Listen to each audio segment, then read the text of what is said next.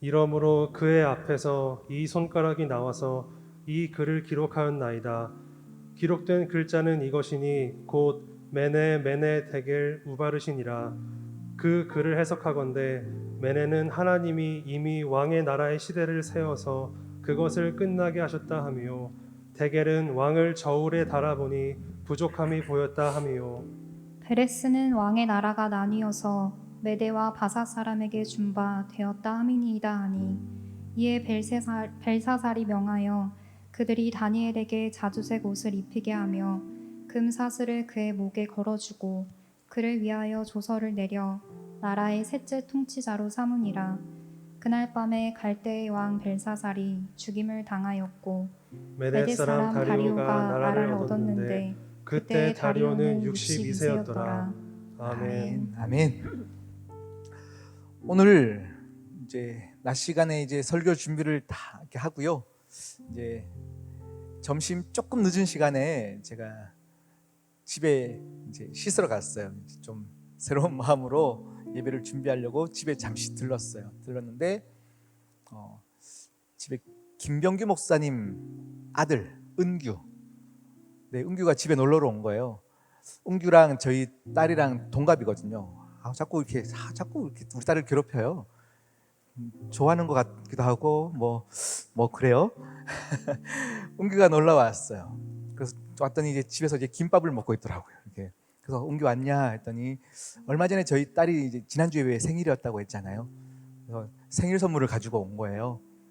근데 이렇게 낙서를 할 수 있는 그냥 칠판 같은 이렇게 막 이걸 가져왔어요. 펜이랑 같이 해서 있는 거를 이렇게 우리 딸이 와서 이렇게 딱 들고요. 혼자만 볼 수 있게끔 해서 막 그림을 그리는데 은규가 그랬어요. 지금 윤소리가 지금 비밀로 뭐 쓰고 있나 봐요. 그랬어요. 그러니까 그러니까 윤소리가 우리 아빠한테는 비밀이 없어. 딱 그러더라고요. 그런데 은규가 뭐라 했냐면 나는 우리 아빠한테 비밀 많은데 그러는 거예요. 그래서 내가 은규는 아빠한테 비밀 많아. 왜 비밀 많아? 했더니 그건 말할 수 없다. 그러는 거예요. 엄마한테도 비밀 많아? 했더니 엄마한테도 비밀이 있긴 한데 그냥 아빠보다는 적어요. 비밀 뭐 조금 있어. 그러면서 어떤 친구 이름을 대면서요. 그 친구한테는 비밀 없는데 아빠한테는 비밀 많아. 막 이런 얘기를 하더라고요. 그 제가 옳거니 하고 또 김병기 목사님 놀리려고 아까 전화를 했었어요. 했는데 그리고 이제 은규랑 조금 더 대화가 있었던 것 같아요. 은규야, 목사님이 보기에는 진짜 너희 아빠 은규 너 정말 사랑하는 것 같은데 하루에도 몇 번씩 전화하거든요. 진짜 애인하고 통화하는 것처럼 목사님이 은규랑 하루에도 진짜 몇 번씩 전화하고 막 그런 거를 제가 계속 봤었어요. 은규야, 아빠가 너 되게 사랑하는 것 같던데 했더니 은규가 정말요? 그런 거예요? 저는 모르겠는데요. 막 이런 식으로 얘기했었어요. 그래서 제가 목사님께 전화해가지고요 막 놀렸어요. 진짜 아들한테 더 잘하시라고 막 놀리면서 다시 교회로 왔었어요. 왔는데 부모의 마음과 자녀의 마음은 같을 수가 없구나라는 생각들을 이렇게 잠시 교회 오는 길에 했고요. 하나님의 마음과 우리 자녀된 우리들의 마음도 마찬가지일 것 같은데, 그런데 정말 행복한 거는요, 자녀가 행복한 거는 부모의 마음을 빨리 아는 거 이겠다라는 생각을 했었어요. 부모의 마음을 아는 것, 그리고 이해하는 것. 그러면서 하나님의 함께 하심, 우리 순간에 어느 순간에 너무 당연해져 버린 그 함께 하심 때문에 우리의 상황이 지금 녹록치 않을 때 함께 하심이 전혀 위로가 되어지지 않는 어떤 그 상황들이 잠깐 묵상이 되었었어요. 그러면서 오늘 우리 함께 찬양을 부르고 싶었어요. 이 찬양을 함께 여러분들과 함께 나누고 우리 함께 말씀 보도록 하겠습니다. 왜 슬퍼하느냐? 왜 걱정하느냐? 무얼 두려워하느냐? 아무 염려 말아라. 우리 함께 찬양할게요. 왜 슬퍼하느냐? 왜 걱정하느냐? 무얼 두려워하느냐? 아무 염려 말아라. 그 어려움에도 큰 아픔이 있어도 이젠 아무 걱정하지 마. 내가 널 붙들어 주리.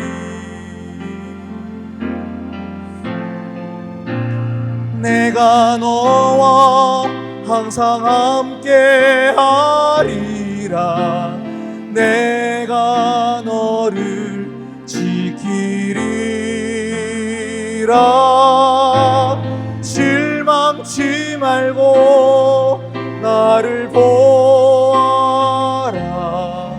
나는 너의 하나님이라. 왜 슬퍼하느냐? 왜 슬퍼하느냐?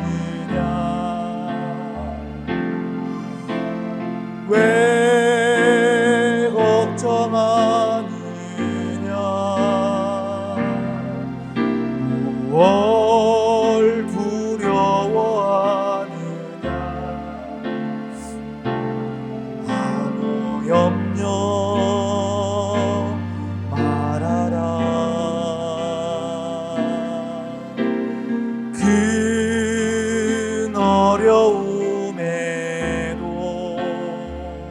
큰 아픔이 있어도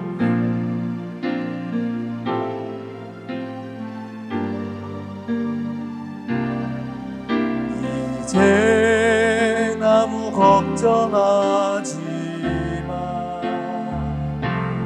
내가 널 붙들어 주리.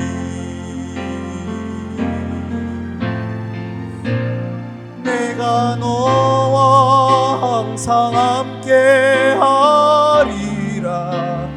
내가 너를 지키리라. 실망치 말고 나를 보아라. 나는 너의 하나님이라. 내가 너와 함께하리라. 내가 너와 항상 함께하리라.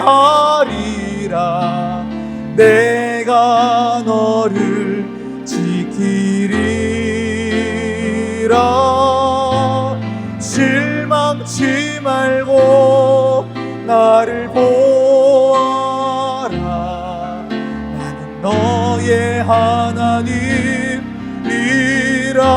내가 너와 항상 함께하리라. 내가 너와 항상 함께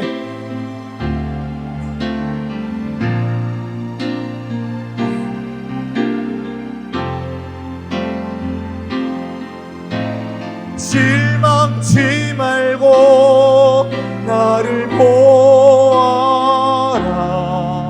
나는 너의 하나님이라.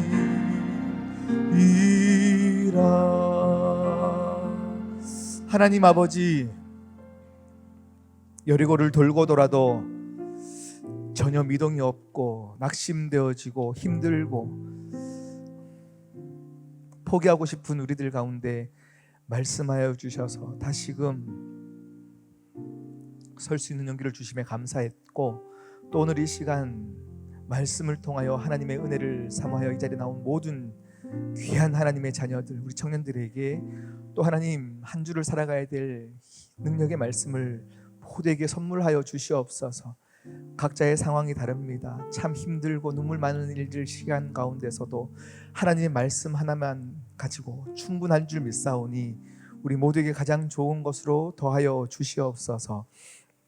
함께 하실 주님을 찬양하오며 이 모든 말씀 예수님의 이름으로 기도드립니다. 아멘. 할렐루야. 네, 오늘 우리가 24절부터 읽었어요. 다니엘서 24절부터 5장 24절부터 끝까지 읽었는데 사실은 1절부터 하고 싶었어요. 1절부터 하는데 절수가 너무 많아서 제가 24절부터 시작을 했고요. 우리가 성경을 닫지 마시고 우리 1절부터 한번 쭉 어떤 스토리로 진행되면서 오늘 말씀을 은혜를 받을지 한번 나눴으면 좋겠어요. 우리 다니엘 5장 다시 한번 찾으시고요.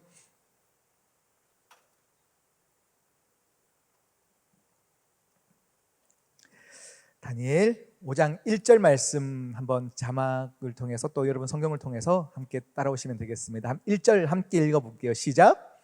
벨사살 왕이 그의 귀족 1000명을 위하여 큰 잔치를 베풀고 그 1000명 앞에서 술을 마시니라. 아멘. 네, 오늘 1절 보니까요, 벨사살 왕이라고 이제 등장해요. 우리 벨사살 왕이 등장하는데 이 왕, 우리 앞에 보면요, 4장에 보면 우리가 또 많이 들었던 느부갓네살 왕이 나오거든요. 다니엘에게 계속 이제 찾아와서 내 꿈을 해석해달라 하면서 요청하면서, 야, 네가 믿던 하나님이 정말 살아계시다 계속 찬양했던 이야기들이 바로 4장까지 나와요. 4장 바로 전의 말씀으로 나오는데 5장에 갔더니 이제 왕이 바뀌는 거죠. 그런데 역사책을 보면 이 왕은 이렇게 손주예요. 손주. 지금 오늘 말씀 뒤로 쭉 이어보면 아들 벨사살 왕이라고 되어 있는데 아들이 아니라 손주예요. 이게 실수가 아니라 이 당시에 히브리는 언어로는요, 아들이라는 단어는 후손이라는 모든 것들이 다 포함되어 있고, 아빠 하면 조상의 모든 뜻들이 다 함께 포함되어 있어요. 여기서 단어들이, 그러니까 아들이라는 말이 그냥 아들인데 왜 틀렸나가 아니라 손주가 되어져요. 그런데 오늘 1절 말씀 보니까 벨사살 왕이 지금 귀족들 1000명을 불러놓고 잔치를 벌리고 있는 중이에요.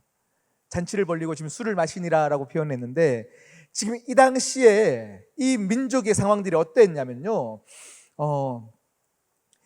2년 6개월 동안 지금 잔치를 벌리고 있는 이 시간에 그 전 2년 전에 3년 전부터 어떤 일이 있었냐면 이 주위에 강대국들이 일어나기 시작했어요.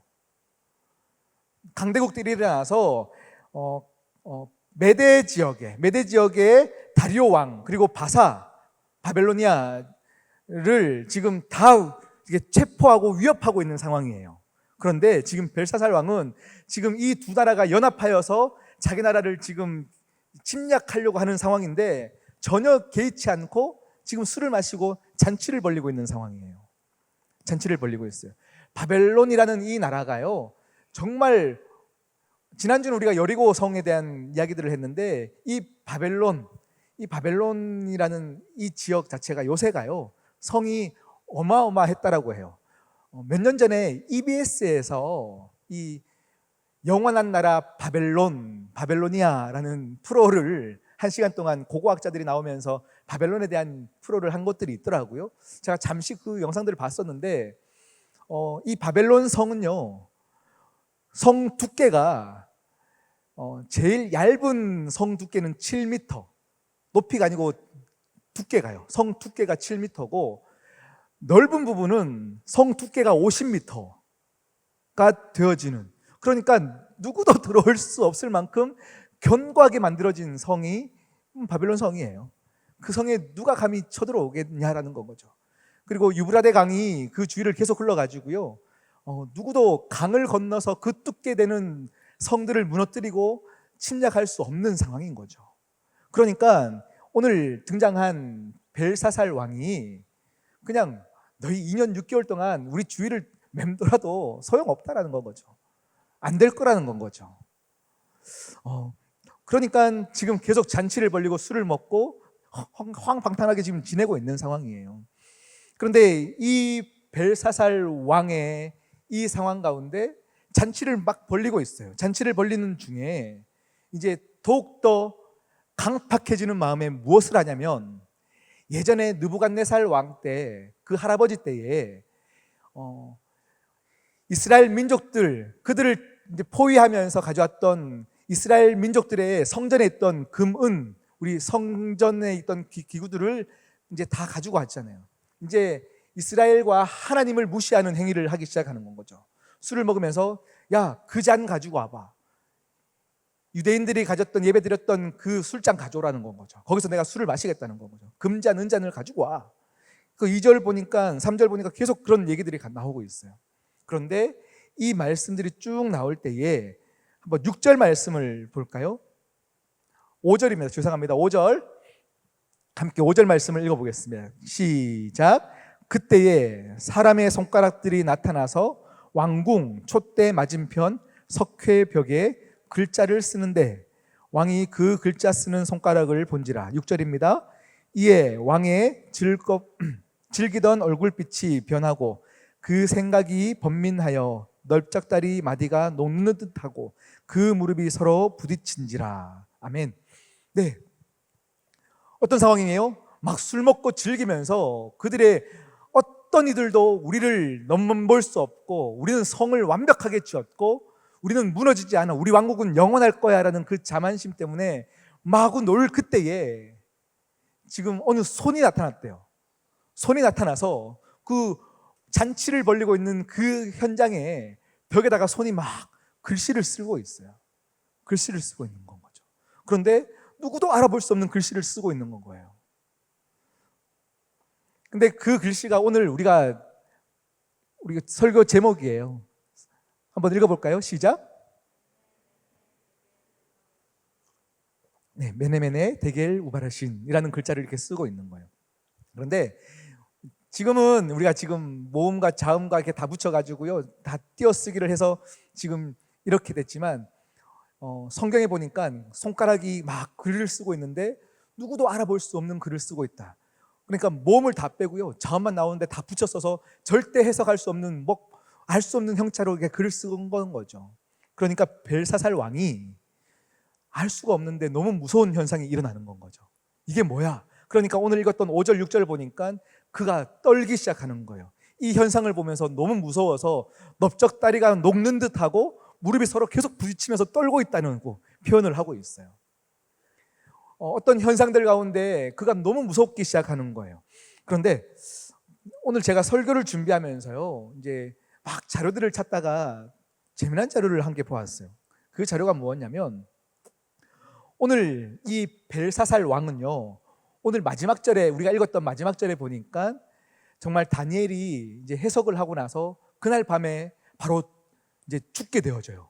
아까 말했던 두 나라, 메대 사람과 바사 사람들이 이제 와서 이제 침략을 하잖아요. 근데 메대 다리오 왕이 침략하여서 몰래 들어와 가지고요, 진짜 벨사살 왕이 죽게 되어지거든요.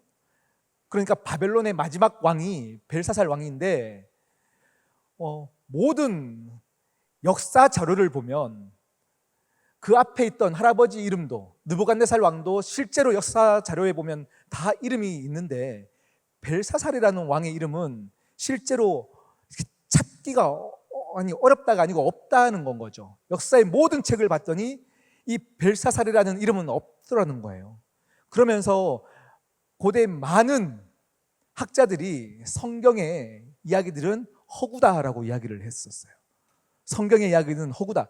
벨사살이라는 사람은 바벨론의 왕으로 없었다. 왕은 항상 기록에 남는 법인데 한 번도 벨사살 이름이 없다라고 하면서, 특히 이 다니엘서는 허구로 지어진 책이다라고 계속 이야기를 하면서 왔었어요.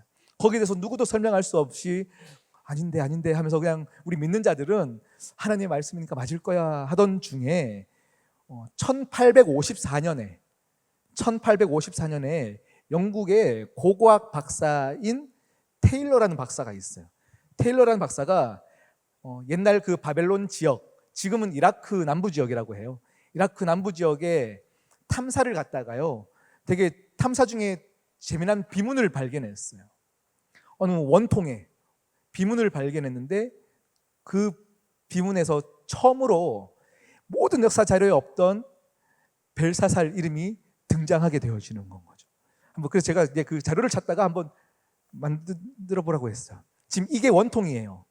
이 원통 안에 여기 보면 벨사살 왕의 아버지 이름은 뭐냐면 나보니두스라는 사람이 느부갓네살의 아들이고, 나보니두스의 아들이 벨사살이에요. 그런데 처음으로 찾은 1800년도에 이제 자료 비문을 보니까 나보니두스가 마지막 왕이에요.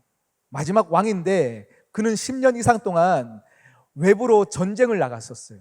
그러면서 자기 아들인 벨사살에게 섭정왕으로 바벨론의 왕으로 세워놓고 본인은 전쟁터에 나갔었어요. 10년 동안.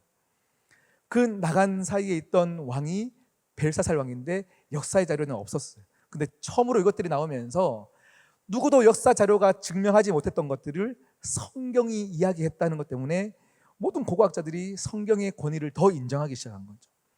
그런 자료들을 제가 이렇게 오늘 말씀을 준비하다 본 거예요. 그러면서 고고학자들이 뭐라고 표현했냐면요, 돌들이 하나님을 찬양하고 있더라 라는 거죠.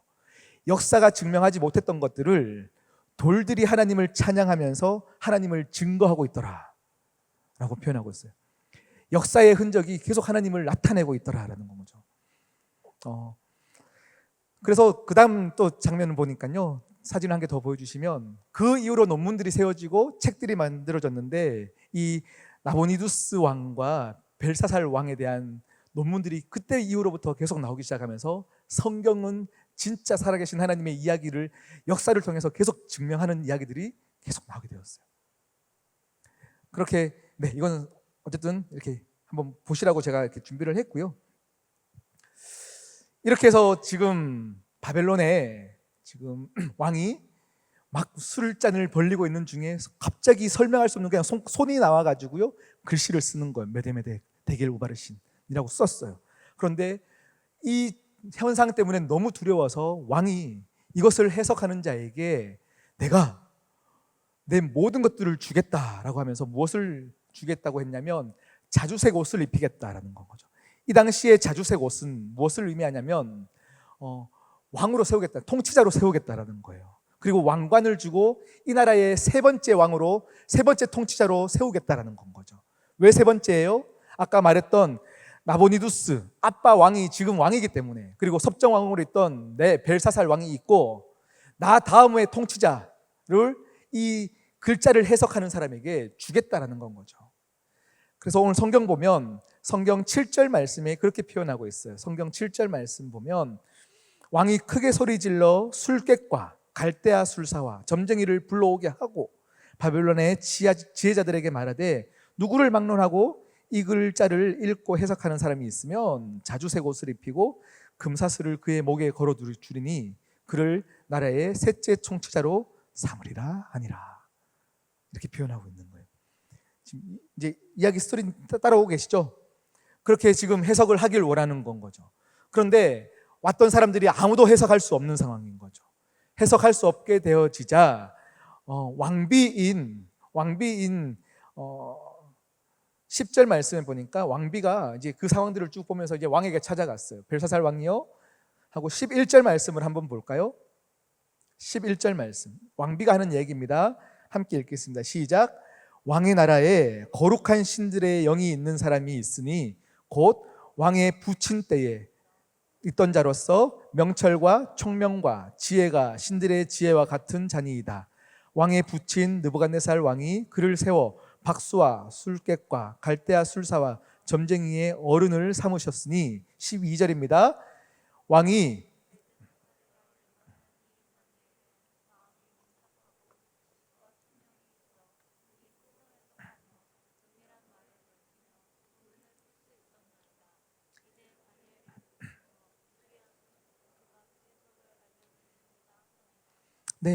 왕비가 이렇게 얘기한 거예요. 다니엘을 데려오십시오. 지금 이 나라에 있습니다. 그런데 부친 느부갓네살, 여기서 부친이라고 하는 건 할아버지를 얘기하는 거예요. 부친 느부갓네살 왕도 그를 통하여서 많은 것들을 해석했고 진짜 하나님의 지혜를 가진 자입니다 하면서 그를 소개하였었어요. 그런데 그래서 데리고 오라라고 하였고, 그 다음 절에 이제 다니엘이 이제 벨사살 왕 앞에 서는 거예요. 섰는데 벨사살 왕의 입장이 해석해줘 막 간절하게 해야 되는데, 오늘 말씀 보니까 벨사살 왕이 얼마나 교만했고 또 자존심이 셌다라는 게 그냥 딱 나오는 거예요. 이렇게 표현하고 있어요. 너는 유다 자손에 사로잡혀온 포로 아니냐, 이렇게 얘기하고 있어요. 그런데 한번 해석해봐 라고 표현하는 거예요. 그런데 네가 얘기 들었더니 이런 일을 했더라, 그러니까 한번 해석해봐 라고 하는 거예요. 그 이후로 17절 말씀을 보면 이제 다니엘이 해석하기 시작하는데 17절부터 23절까지의 말씀, 우리가 오늘 본문으로 잡았던 말씀 바로 이전의 말씀이 어찌 보면요, 여러분, 이거는 다른 해석이 필요 없고 그냥 설교예요, 설교. 다니엘이 이 해석을 하는데 여러분 한번 우리 천천히 17절부터 23절 말씀을 여러분 읽고 여러분 말씀 자체에 그냥 은혜 받으시면 좋겠어요. 17절부터 23절까지 말씀을 천천히 한번 읽어보겠습니다. 시작. 다니엘이 왕에게 대답하여 이르되 왕의 예물은 왕이 친히 가져가며 왕의 상급은 다른 사람에게로 주옵소서. 그럴지라도 내가 왕을 위하여 이 글을 읽으며 그 해석을 아뢰리다. 잠깐만요. 17절 말씀 보니까 이렇게 얘기하는 거예요. 내 해석해 줄게요. 그런데 당신이 얘기했던 재물은 내게 필요 없어요. 그 왕의 자리도 필요 없어요. 얘기하는 거예요. 여기 대해서 이제 다니엘이 어떻게 이럴 수 있을까를 묵상해 봤는데, 다니엘은 내 앞에 있는 왕, 절대적인 그 당시에 가장 강대국이었던 바벨론의 왕, 이의 나라가 영원하지 않다는 걸 알고 있어요. 왜냐하면 이 글을 읽었고 이 글을 통해서 말씀이 이 사람이 어떻게 바뀌어갈지를 이미 알고 있고 믿었기 때문이에요. 그렇기 때문에 당장 나에게 줄 권세와 명예와 힘을 그는 절대 의지하지 않는 거예요. 너 이거 나한테 준다고? 저도 그거 아무 의미 없을걸? 왜냐하면 오늘 말씀 제일 마지막 절에 보니까 해석한 이후에 그를 자주색 옷을 입혀주고 세 번째 통치자로 세우자마자 그가 죽게 되어주는 것을 이미 다니엘은 알고 있는 거예요. 그러니까 당당할 수 있는 거예요. 말씀대로 살지 않는 자들의 최후를 알고 있고 오늘 나에게 주시는 말씀을 믿었던 자가 이 세상 앞에, 권력 앞에, 많은 권위 앞에서 당당할 수 있는 이유인 거죠. 그렇게 당당하게 얘기했어요. 다 필요 없어요. 그런데 해석은 해줄게요. 이렇게 당당하게 얘기합니다. 그 다음 18절 말씀입니다.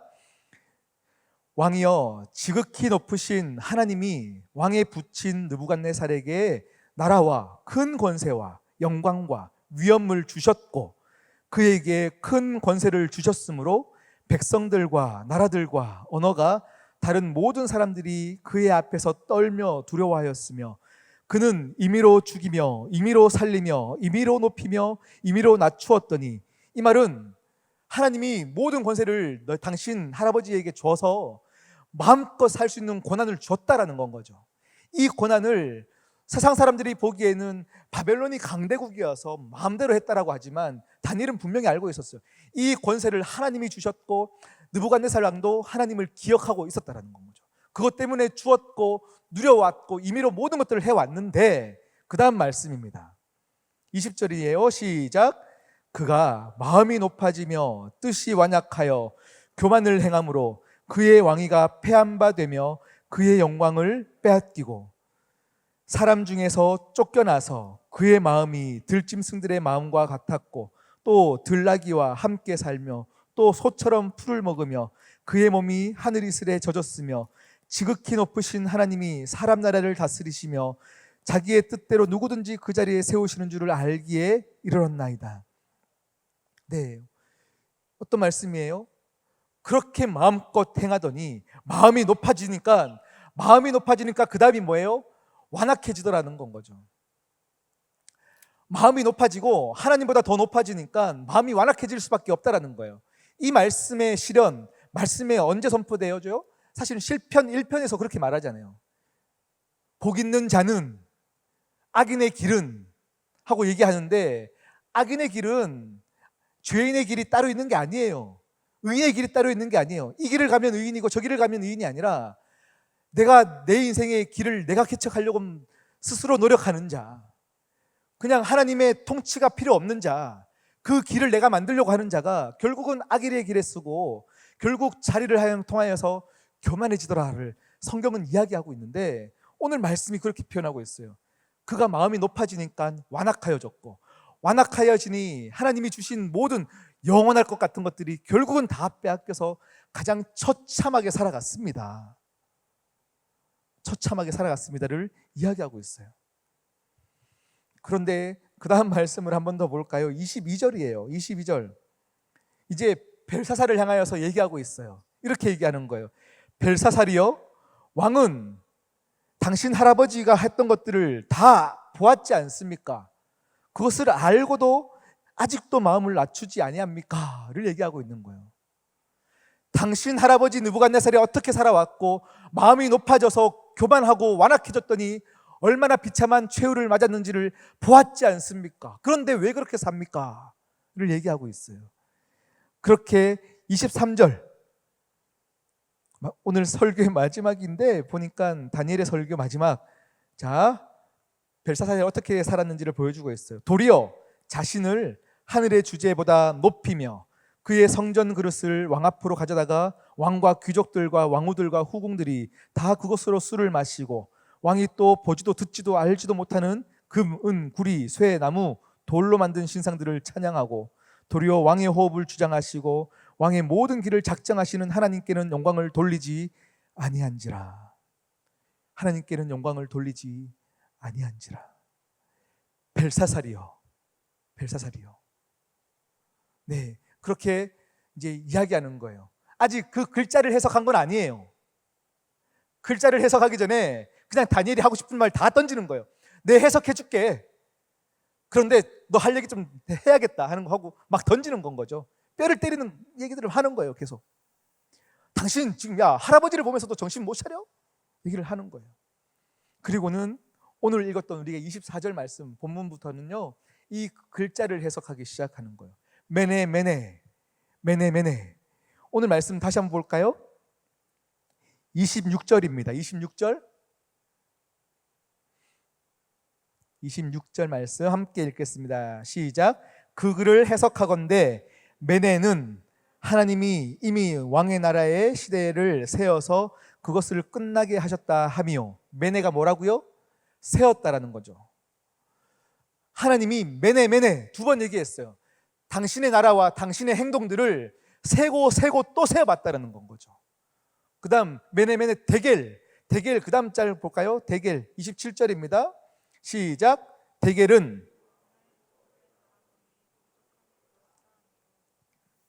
네, 메네 당신을 세고 세어봤고 데겔 저울에 재어봤다는 거죠. 세고 또 재어봤다. 재어봤더니 하나님이 이제 당신은 아니다라는 것들을 이제 마음 먹으셨다라는 건 거죠. 그리고 우바르신 단어가 사실 다르게 되어 있는데 바르신이라는 단어는 그리하여서 하나님이 당신의 나라를 가르시고 이제 심판하실 것입니다를 얘기하는 거예요. 그런데요, 이 말씀을 들은, 이 해석을 들은 벨사살 왕이 어떻게 돼야 될 것 같아요? 당신의 나라는 하나님이 재었고 세워봤고 이제 나누시고 멸망하게 하실 것입니다 하면 이렇게 두려워 떨어야 되는 거 아닌가요? 어떡합니까? 그러면 내가 어떻게 하면 되겠습니까? 라는 행동들을 보여야 돼요. 그런데 벨사살 왕의 행동이 너무 재밌어요. 어떻게 하냐면 29절입니다. 29절 함께 읽어보겠습니다. 시작. 이에 벨사살 왕이 명하여 그들이 다니엘에게 자주색 옷을 입히게 하며 금사슬을 그의 목에 걸어주고 그를 위하여 조서를 내려 나라의 셋째 통치자로 삼으니라. 당신의 나라가 망할 것입니다를 얘기했는데 그런 뜻이구나. 그래 내 약속대로 너에게 셋째 통치자로 삼아줄게 하고 옷을 입히고 있어요. 왜 그랬을까요? 처음에 우리가 읽었던 6절 말씀의 때에 손이 나타나서 막 글자를 쓸 때는 그가 굉장히 두려워했어요. 무릎이 부딪힐 정도로 두려워하고 무서워하였어요. 그런데 오늘 말씀 29절에 갔더니 그런 뜻이었어? 그 정도는 괜찮아. 우리나라는 망하지 않아. 안도감이 든 건 거죠.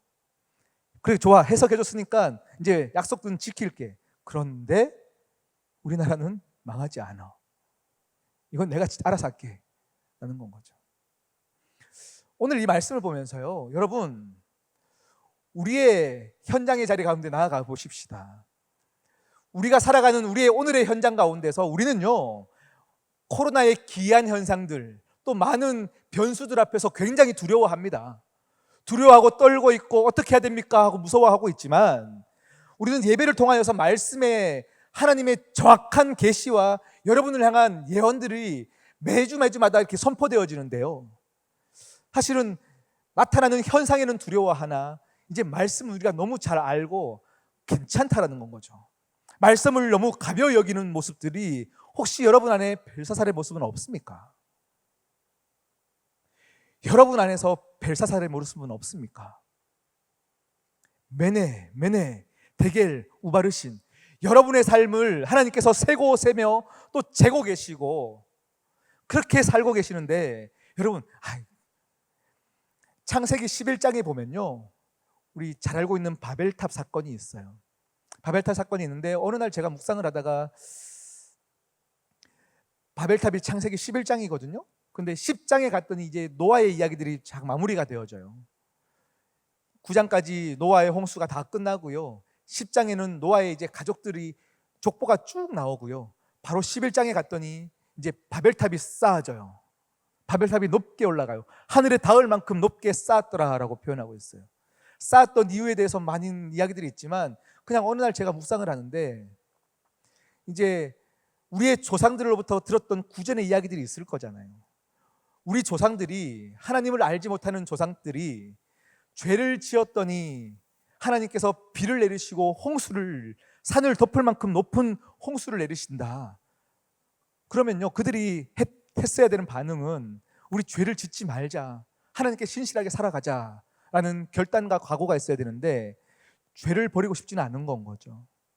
그러니까 그들이 하나님이 혹 다시 홍수를 내리실 때에 홍수를 넘을 만한 높은, 하늘에 닿을 만한 성을 쌓자라고 결단하진 않았을까라는 묵상들을 잠시 해봤어요. 우리의 인생 가운데 하나님의 정확한 계시, 나의 지금의 상태에 대해서 우리를 드러나게 하시고 직시하게 하실 때에 우리는 말씀을 너무 가벼이 여기지는 않습니까? 오늘 말씀 앞에서 우리가 이 말씀을 계속 보는데요, 가장 여러분들을 회개하는 자리로 나오게 하는 거는요, 두렵게 만들면 돼요. 그러니 여러분들도 하나님께 회개하지 않으면 하나님이 저주하실 겁니다. 여러분의 인생을 반으로 가르시고 다 흩게 만드시고 여러분을 저주하십니다. 하나님 심판하십니다 라고 하면 여러분들이 하나님 죄송합니다 하고 회개할 것 같아요. 그런데 그건 은혜가 아니잖아요. 오늘 이 다니엘서는요, 바벨론이 이래서 망했더라, 죄를 지었더니 망했더라가 우리에게 결론이 아니에요. 그건 역사의 그냥 하나의 현상들을 이야기하는 거예요. 그런데 성경에서 다니엘서를 누구에게 주셨냐면 유대인들에게 주신 거거든요. 지금 나라가 망했어요. 나라가 없어졌어요. 다 흩어진 그 유대인들에게, 이스라엘 민족들에게, 그래서 포로로 잡혀온 그들에게 하나님은 이 말씀을 주시는 거예요. 다시 말하면 지금 바벨론에 온 지 이제 한 60년 정도 된 시간들을 보내고 있거든요. 60년 전에 자기 나라가 망하고 흩어져서 메네 데겔 우바르신 같은 삶을 살고 있는 그들에게 하나님은 보이시고 계시는 거예요. 너희는 망하지 않았어. 너희는 망하지 않았어. 진짜 하나님을 모르는 이 민족들이 강하고 강하여서 절대 망하지 않을 것 같은 이들이 메네 데겔 우바르신을 당하면서 그들이 산산이 흩어지는 것들을 너희는 봐. 그런데 너희는 돌아갈 거야. 하나님은 그들에게 은혜를 이야기하고 계시는 거예요. 그래서 그들의 오늘의 삶에는 지금 이 다니엘이 해석하고 있는 이때에 그들이 메네 하나님이 나를 재시는 것 같고 세시는 것 같고 아무 그냥 포로 같은 인생이지만 60년 전에 이미 우바르신 다 흩어져 버린 것 같은 삶을 살고 있고 포기하고 싶은 그들에게 너희는 아직 끝나지 않았어를 이야기하고 계시는 거예요.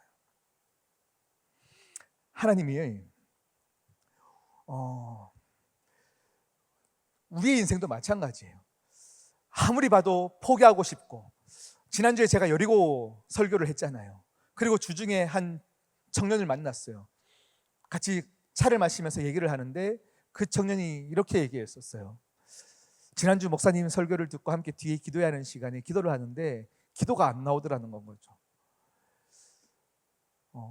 6바퀴뿐만 아니라 수만 바퀴 돈 것 같아요. 그렇게 표현했었어요.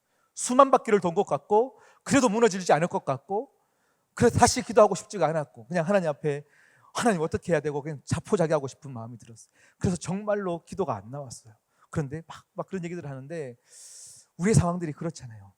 지금 내 나라가 망한 것 같고 하나님이 이미 다 포기한 것 같아서 우바르신이 이미 현실로 나타나서 아무것도 할 수 없는 것 같은 그들에게 하나님은 영원한 나라 바벨론이 지금 우바르신 당하는 상황들을 이스라엘 민족들로 하여금 예언하게 하시고 하나님을 자꾸 들여다게 하시는 거예요.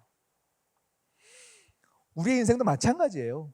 우리의 인생을 저울에 달면 죄가 너무 커서 기울 수밖에 없는 우리의 인생이잖아요. 우리의 인생을 하나님이 세고 세시면 그냥 억지로 기우는 게 아니에요. 그냥 제율에 달자마자 그냥 확 기울 만큼 완악한 우리의 인생. 그런데 심판으로 기울 그 저울을 하나님은 용서하시기로 작정하신 그 계획, 그걸 죄로 보지 않겠다라는 그 계획, 너희들은 끝난 게 아니다라는 건 거죠. 우바르신 하진 않을 거다라는 건 거죠. 너희를 흩지 않을 것이다. 다시 모을 것이고 돌아가게 할 것이고 너희를 세우겠다 말씀하시는 하나님의 계획들이 다니엘 뒤에 보면 계속 이어져 가요. 우리의 인생은 끝난 게 아니에요. 그냥 여러분 죄 지은 거 회개하지 않으면 여러분 지옥 가요를 얘기하는 게 아니에요. 오늘 이 말씀, 그래서 하나님은 용서하실 거다 해서 여러분 마음껏 살아라는 얘기도 아니에요. 우리의 인생 가운데 하나님이 얼마나 우리를 포기하지 않고 정말 그 크신 사랑으로 우리에게 계속 찾아오셔서 강대국 같은 영원할 것 같은 사람들을 흩으시면서 우리를 계속 안고 싶어하는 하나님의 그 마음들이 우리에게 전달되면요, 변화되어져 가요. 그 사랑을 경험하시라고요. 아멘? 아멘. 네, 오늘 벨사살 왕의 행동들을 여러분 많이 묵상해 보십시오. 그리고 그 영원한 그 왕의 앞에서 다니엘의 당당한 모습들을 많이 묵상해 보세요. 왜 그가 그 다 필요 없어요. 그런데 해석해 줄게요 하고 왕 앞에서 마구마구 얘기할 수 있는 그 담대함, 그건 어디서 오는지. 그리고 이 모든 것들을 해가시면서 하나님의 마음들을, 여러분 이 세 가지를 꼭 기억하십시오. 하나님이 우리를 지켜주셔요. 우리를 영원히 흩지 않으실 만큼 하나님은 모든 저주를 받을 수밖에 없는 우리의 모든 무게감들을 하나님께서 친히 다 거두어 가 주셨어요. 그리고 하나님과 누리길 원하세요. 하나님 안에 거하시길 원하시는 거예요. 아멘. 우리의 삶 가운데 그 하나님의 감격이 넘쳐났으면 좋겠습니다. 우리 함께 찬양팀 나오시고요. 오늘 우리 설교 후에 함께 기도해야 하고 찬양할 때 어떤 찬양을 할까 고민했는데요. 아까 우리 박유한 목사님과 함께 찬양할 때 그 찬양을 듣는데 너무 우바르신 같은, 나라가 다 빼앗기고 흩어져 버린 것 같은 우리의 삶 가운데 하나님의 신실하심들이 계속 있더라고요. 우리 함께 이 찬양, 여전히 교회입니다. 여전히 교회입니다. 함께 찬양하시면서 기도할 힘도 없는 여러분들 가운데 하나님의 사랑이 덮어졌으면 좋겠어요. 여리고를 돌 만큼 이제 힘도 없어요 하시는 분들은 잠시 멈추셔도 돼요. 제가 얘기하고 싶은 거는 그냥 쉬지 말고 뛰어가를 얘기하는 게 아니고요, 포기한 자들을 일으키고 싶은 마음이에요. 이 시간 여러분 하나님의 사랑이 마음껏 여러분 기도하는 시간 가운데 느껴졌으면 좋겠어요. 하나님이 어떻게 우리를 다시 일으켜 세우시는지, 로뎀 나무 아래서 하나님께서 여러분을 얼마나 위로하시는지, 오늘 이 시간이 그 시간이 되기를 소망합니다. 우리 함께 찬양할게요.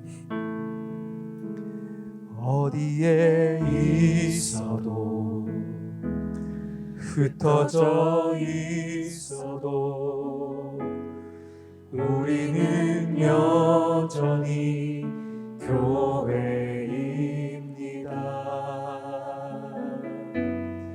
뼈아픈 실수와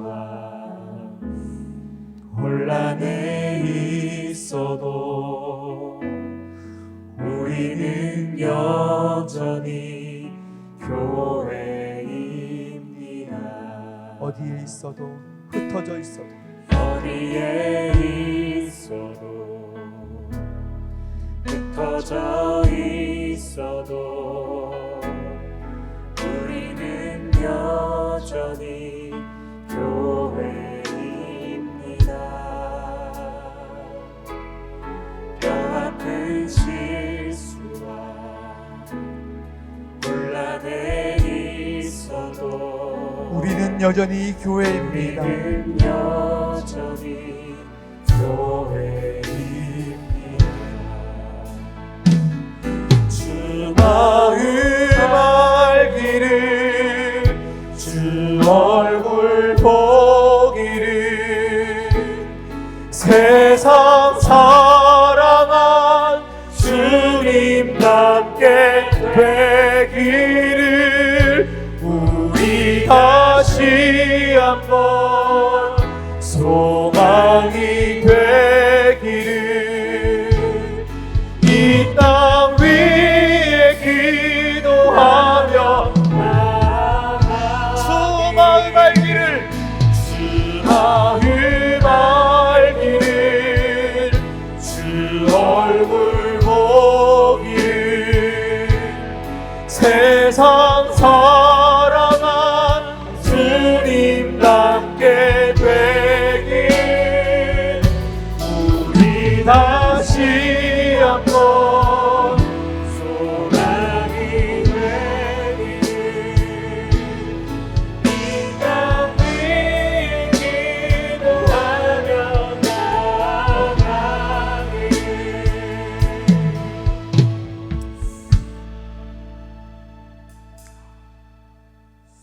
우리 한 번 더 다시 이 찬양 부르실 거예요. 계속 부르실 텐데요.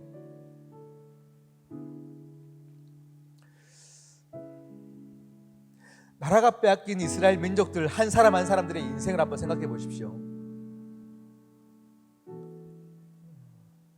그런데 성경은 하나님이 함께 하신다 하시고요, 너희들이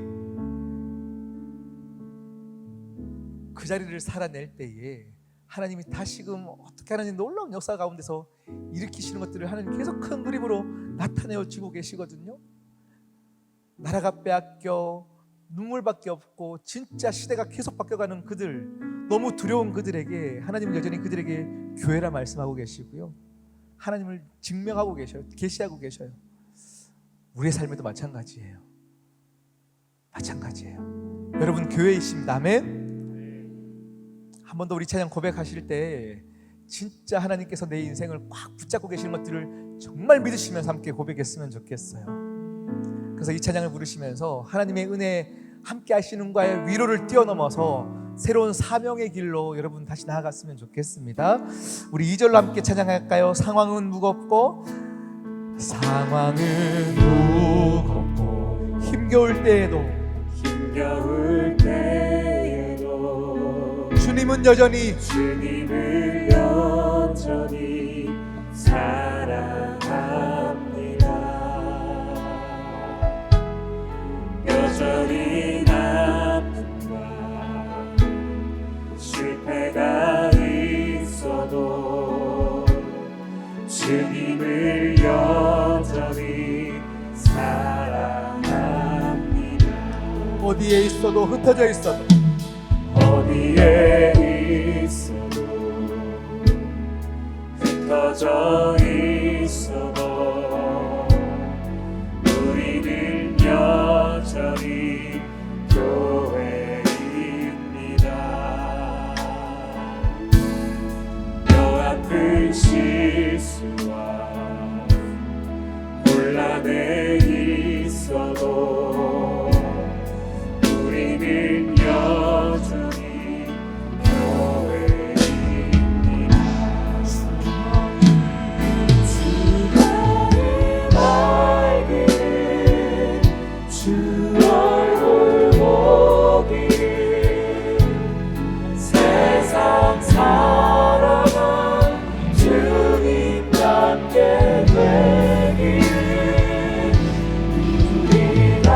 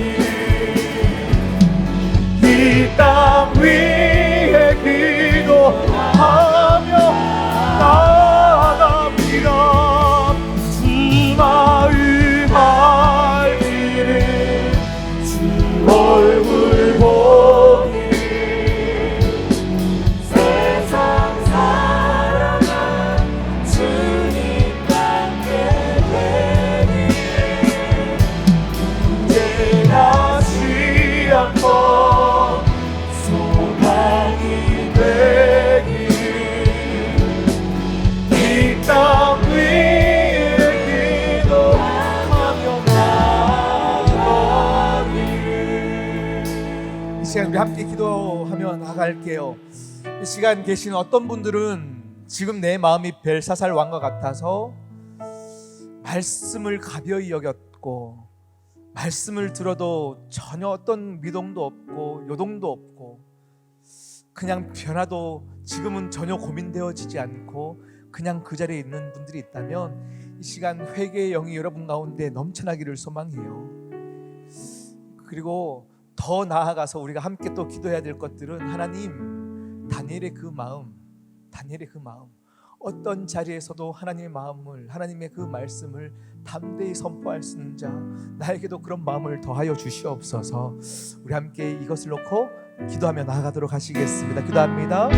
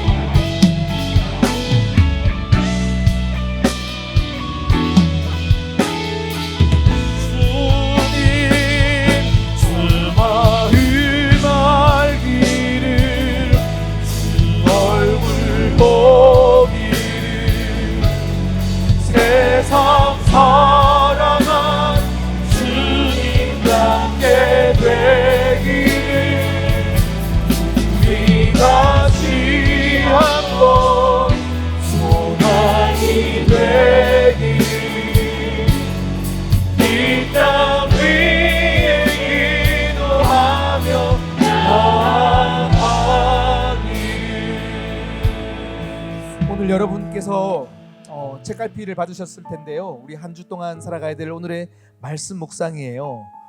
우리 모두는 심판대 앞에 서게 됨을 잊지 말고 살아야 준비하는 삶을 살 수 있듯이 내 주위에 복음을 전해야 할 이들에게 전할 준비는 되어 있습니까? 이것이 이번 주 우리가 묵상해야 될 질문이에요. 하나님을 모르는, 그래서 마음이 높아졌고 방탕하게 살았던 그 벨사살 왕 앞에서 담대하게 전했던 그 다니엘의 마음, 여러분에게 있기를 소망합니다. 지금 이제 실제로 여러분의 삶의 주위에 또 가정 복음화를 놓고 함께 더 기도하실 텐데요. 여러분 주위에 복음을 전해야 될 이들이 있으면 여러분 이 시간 같이 하나님 나에게 용기를 더하여 주시옵시고 그 만남 가운데 복음을 전할 수 있을 계기를 만들어 주십시오. 우리 함께 기도하시고요. 우리 한 가지 더 여러분에게 중보기도 요청을 드리겠습니다. 이 시간 많은 분들이 뉴스를 통해서 들으셨겠지만 우리 아프가니스탄, 우리 미군이 철수한 이후에 탈레반이 장악한 아프가니스탄에 하나님의 긍휼의 역사기가 있기를 소망합니다. 그곳에서 사회적 약자들에 대해 심각한 어떤 인권 탄압들이 계속 이루어지고 있는 상황에 많은 박해들이 자행되어지고 있는데 그 난민들 고향을 떠날 수밖에 없는 생사가 오락가락하는 그 상황에서 하나님 안전한 곳을 하나님 만들어 주시옵시고 그 어려운 상황에서 하나님이 기억나게 하시고 하나님을 고백할 수 있는 많은 역사들이 일어나게 하여 주시옵소서. 많은 선한 도움의 손길들이 붙여지게 하여 주시옵소서. 우리 복음을 전할 것들과 우리 난민들을 위해서 함께 이 시간 함께 기도하도록 하시겠습니다. 기도합니다.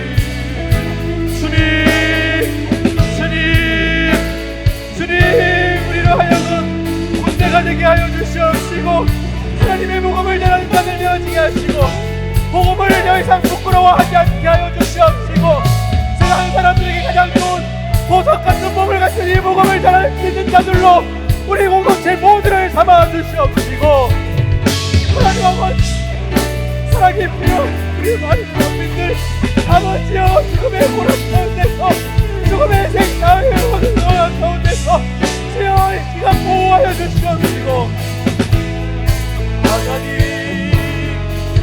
하나님 도와주세요. 하나님 살려주시고 하나님 아버지의 은혜가 더하여 주시옵시고 덮어주시고 놀라운 기적이 일어나게 하여 주시옵시고 주님 은혜하시도록 도와주시옵소서. 아버지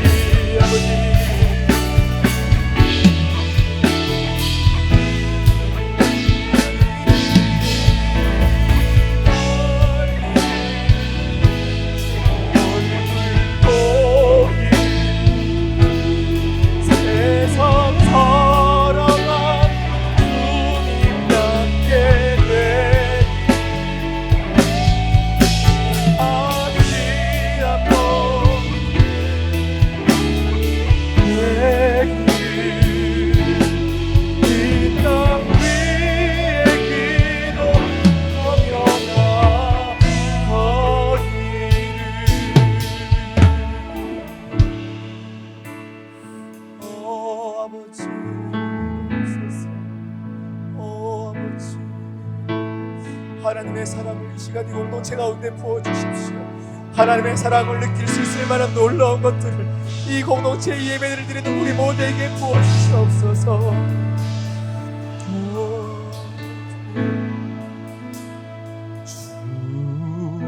주님은 신실하고 항상 거기 계시네. 그 사랑을 뭐라 할까.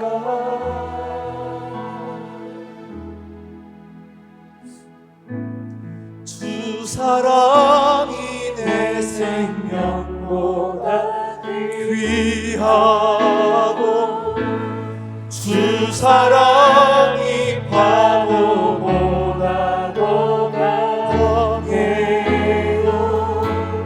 세월이 가고 꽃이 지려고 주 사랑 영원해. 주님 사랑 신실해요.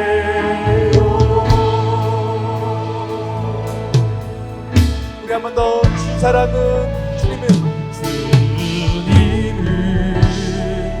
진실하고 항상 거기 계시네. 주 사랑이 뭐라 할까. 주 사랑이 내 생명보다 주 사랑이 내 생명보다 하나님 우리의 고백, 하나님 우리의 고백이 되기를 원해요. 주 사랑이 파도보다 더 강해요.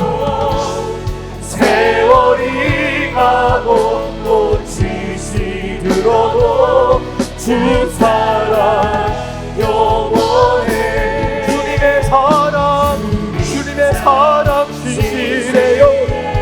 주 사랑, 주 사랑이 내 생명보다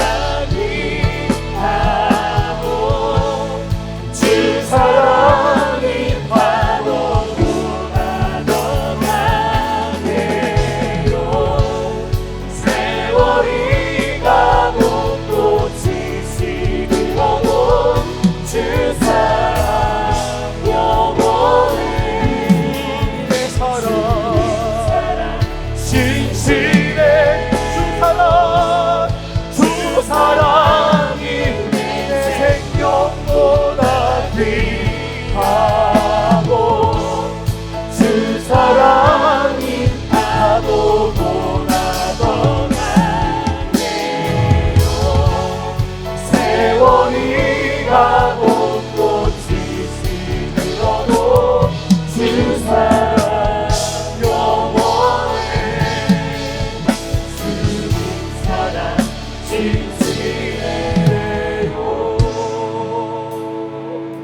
아멘, 아멘, 아멘. 우바르신을 이미 당해버린 유대인들의 마음, 그 무너진 마음, 그런데 하나님의 사랑은 계속 여전하여서 그들에게 계속 속삭이시고 강하게 보여주시고 기적을 보이시고 나라들이 망하는 것들을 보이시면서 계속 우리를 인도하고 계셔요. 차라리 강하게 너 그럼 죽인다라고 막 말씀하시면서 나눠버리겠다 막 하시지 않고요. 하나님 너무 로맨티스트신 것 같아요. 정말 계속 우리를 이렇게 지치지 않게 또 손잡아 주시고 안아주시는 그 하나님의 사랑, 이 시간 그 하나님의 사랑 너무 멋있지 않으세요? 우리 한번 가슴에 손을 올리시고요, 한 번 더 경험한 자만이 이렇게 고백하는 거예요. 주 사랑이 정말 내 생명보다 귀했군요. 정말로 나를 덮을 것 같은 그 파도보다 주님의 사랑이 더 강한 거 맞네요. 우리의 고백이 되기를 소망합니다. 주 사랑이, 주 사랑이 내 생명보다 귀하고 주 사랑이 파도보다 더 강해요. 세월이 가고 꽃이 시들어도 주님의 사랑 영원. 나를 향한 주님의 사랑, 나를 향한 주님의 사랑, 주 사랑이 내 생명보다 귀하고 주 사랑이 파도보다 더 강해요. 세월이 가고 시들어도 주님 이 시간 우리 모두 하나의 손으로 성령 충만하는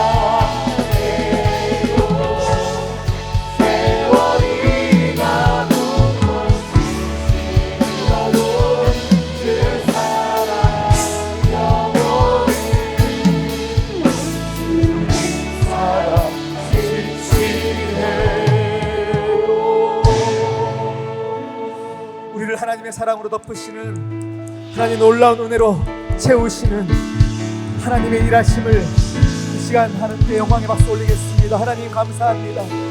우리에게 다시금 예배를 허락하시고 예배를 통하여 하나님 말씀 듣게 하여 주시고 우리의 삶의 재조정을 더하여 주셔서 감사합니다. 아버지 하나님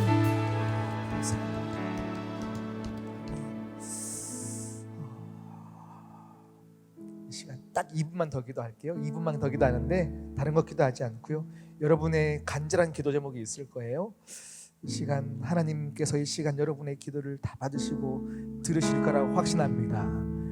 이 시간 건강과 진로와 여러분의 모든 계획들과 가정을 놓고 여러분 눈물로 기도해야 되는 그 기도 제목들이 있을 텐데 이 시간 함께 하나님 앞에 딱 2분만 같이 기도하고요. 우리 마치도록 하겠습니다. 같이 기도하시겠습니다. 아버지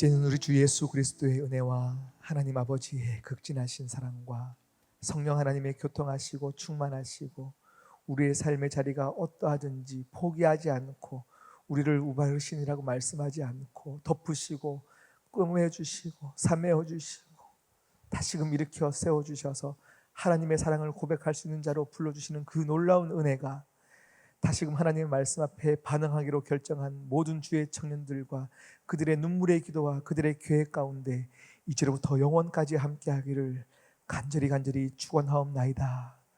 아멘.